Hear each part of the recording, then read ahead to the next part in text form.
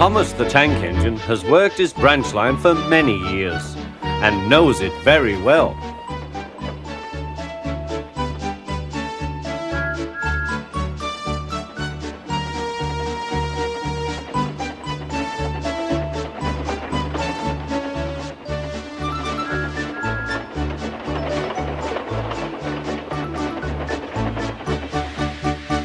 You know just where to stop, Thomas, laughed his driver. You could almost manage it without me. Thomas had become conceited. He didn't realize his driver was joking. Later, he boasted to the others. Driver says I don't need him now. Don't be so daft, snorted Percy. I'd never go without my driver, said Toby earnestly. I'd be frightened. Huh, boasted Thomas. I'm not scared. You'd never dare. I would then. You'll see. The next morning, the firelighter came. Thomas drowsed comfortably as the warmth spread through his boiler. Percy and Toby were still asleep. Thomas suddenly remembered. Silly stick in the muds, he chuckled. I'll show them. Driver said I could manage without him. I'll just go out. Then I'll stop and wheesh. That'll make them jump. Thomas thought he was being clever. Really, he was only moving because a careless cleaner had meddled with his controls.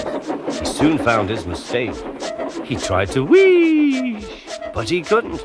He tried to stop, but he couldn't. He just kept rolling along.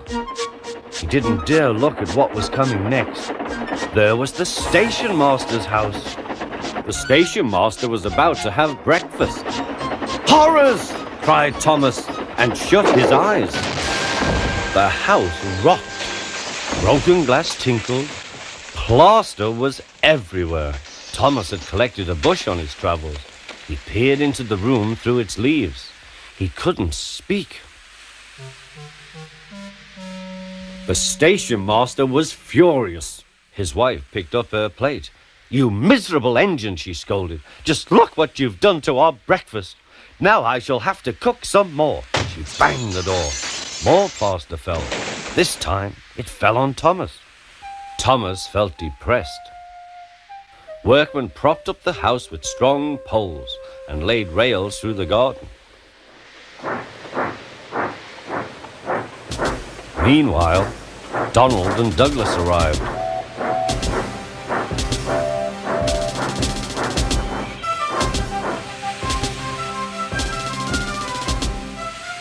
Don't fash yourself, Thomas. We'll soon have you back on the rails, they laughed.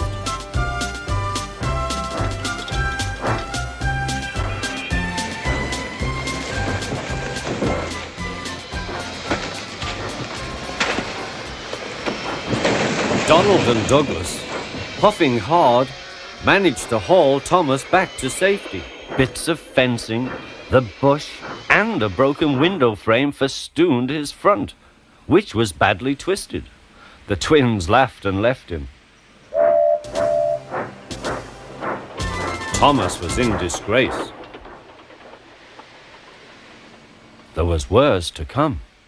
You are a very naughty engine. I know, sir. I'm sorry, sir. Thomas's voice was muffled behind his bush. You must go to the works and have your front mended. It will be a long job. Yes, sir. Meanwhile, a diesel rail car will do your work. The diesel, sir? Thomas spluttered. Yes, Thomas. Diesels always stay in their sheds till they are wanted.